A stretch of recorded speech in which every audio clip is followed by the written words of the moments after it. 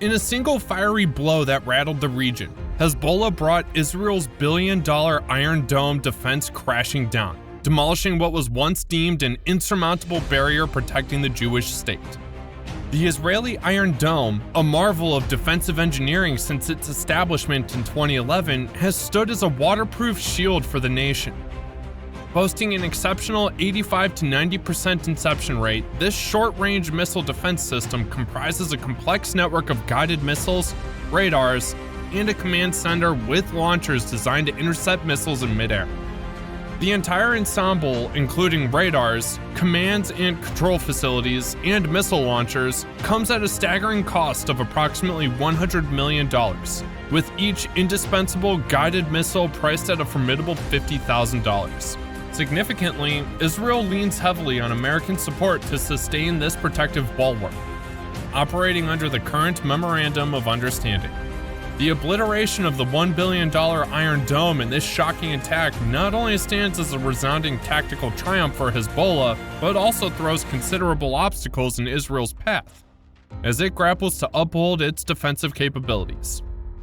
In 2016, the United States cemented its commitment to bolster Israel's defense, pledging a significant $38 billion in military aid over a decade, spanning from 2019 to 2028. Executed through the Foreign Military Financing Program, a dedicated $5 billion allocation was specifically designed for missile defense. Displaying unwavering support, the U.S. Congress authorized an additional $1 billion over 2 years to enhance the Iron Dome's anti-aircraft capabilities. This collaboration reached its zenith during the 2022 Hamas-Israel conflict when the U.S. Department of Defense affirmed its intent to supply Israel with 2 of its anti-missile defense systems.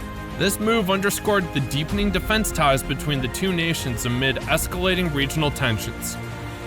Hezbollah, acknowledged as the world's most heavily armed non-state entity, owes a substantial portion of its military might to its vast arsenal of long-ranging missiles. Despite facing challenges, particularly the loss of key figures like Qud's Force Chief Manager General Qasem Soleimani in 2020, and Qud's Force Deputy Commander Brigadier General Mohammad Hijazi the following year, Hezbollah's precision project has persisted. Estimates indicate Hezbollah possesses between 130 and 150,000 missiles and rockets, with the more conservative estimate standing around 70,000. Notably, a limited number, approximately 100, are considered precision missiles. Iran, a significant supporter, has played a pivotal role in supplying many of these missiles and aiding Hezbollah's precision project. This initiative aims to empower the group to manufacture its missiles and upgrade unguided rockets into precision-guided munitions. Hezbollah's arsenal encompasses mid-range missiles of uncertain accuracy, including the Iranian Fateh 110 and Syrian M600 Tine derivative. There are even indications of possessing longer-range Scud missiles, potentially providing Hezbollah the capability to target Israel from its northern Lebanon stronghold. Intelligence reports from both Saudi and Israeli sources are sounding alarms over Hezbollah's potential possession of chemical weapons adaptable to rockets or missiles. Adding to the concerns, the organization flaunts an arsenal of anti-ship missiles, including the sophisticated Russian Yakont cruise missile, hailed as the most advanced globally. Hassan Nasrallah, Hezbollah's leader, made a bold claim last year, asserting that all Israeli and maritime targets lie within the organization's striking distance. Remarkably, Hezbollah may hold up to 2,000 drones, many locally manufactured in Lebanon. In a surprising turn, Nasrallah announced in 2022 that Hezbollah is open to selling drones to foreign buyers. The party showcases a diverse drone fleet, featuring a short-range 5100K, medium-range 2400K, and long-range TR-2400K drones. Armed with payloads ranging from precision-guided bombs to unguided rocket-propelled grenades, these drones play a crucial role in Hezbollah's strategic capabilities. However, while versatile, their payloads are generally lighter than those of precision-guided munitions. In a potential conflict scenario, Hezbollah envisions a strategy involving the daily launch of 2,000 to 4,000 rockets and missiles, utilizing saturation tactics to overwhelm Israeli air defenses. This approach, designed to compensate for a limited number of precision missiles, may encounter challenges in sustaining a prolonged precision missile campaign. Hezbollah's drone arsenal facilitates targeted assaults, yet the lighter and occasionally less accurate payloads carried by these drones may pose challenges in inflicting significant damage on hardened targets. The group's likely use of drones and PGMs to target both military and civilian objectives reflects a multifaceted approach. Past incidents, such as the drone targeting of the Kish gas fields, offer glimpses into potential future targets as Hezbollah seeks to exert strategic pressure on the Israeli state and society. In 2022, Hezbollah's public declarations provide critical insights into its potential targets, revealing a complex web of strategic considerations. In a noteworthy 2019 interview, Nasrallah emphasized the significance of central Israel, pointing out the substantial portion of the Israeli population resides in this vital area.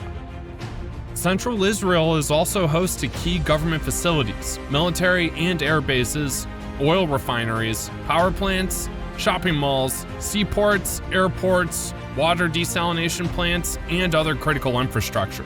Complicating matters, an Iranian publication in 2022 outlined Israel's target bank, encompassing government buildings, nuclear sites, and military installations. Nasrallah specifically issued threats against Israel's civilian and military airports, air force bases, power plants, water desalination plants, communication centers, refineries, and the nuclear reactor in Dimona. In recent standards, Nasrallah continued his warnings, singling out Israeli ammonia storage facilities, particularly in Haifa. Despite the largest ammonia tank being decommissioned in 2017 due to environmental concerns, a new facility is under construction in the same city.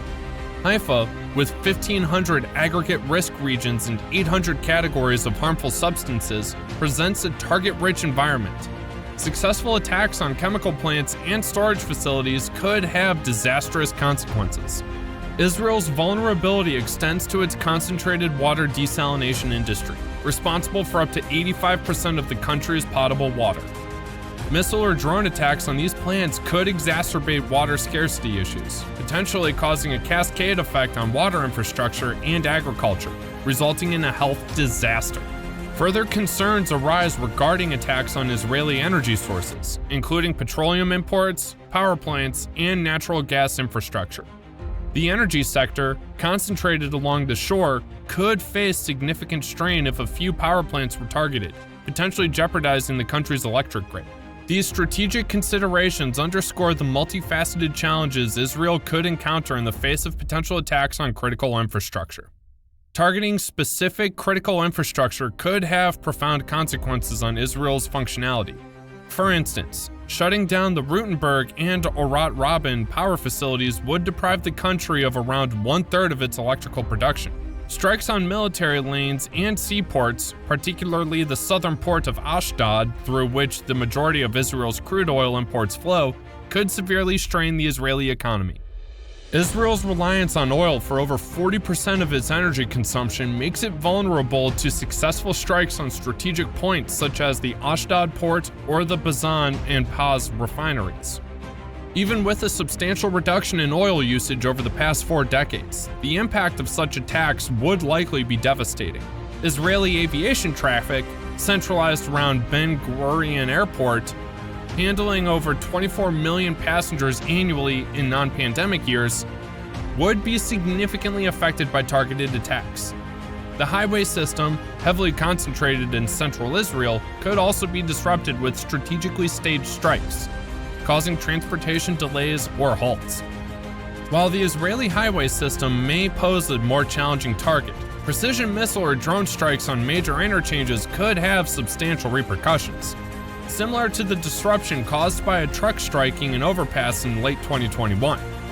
In executing such attacks, Hezbollah would likely deploy a mix of precision-guided munitions, rockets, and drones, employing saturation tactics to overwhelm Israeli defenses.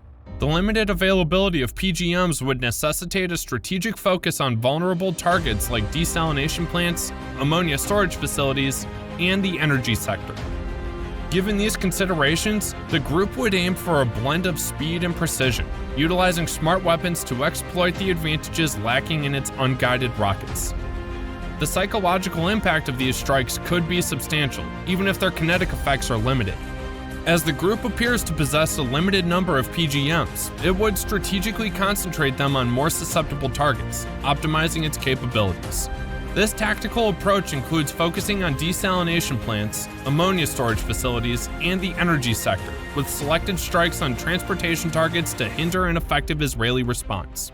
Don't forget to like the video and hit the subscribe button to stay updated on future videos from our channel. Thanks for watching, and we'll see you all soon.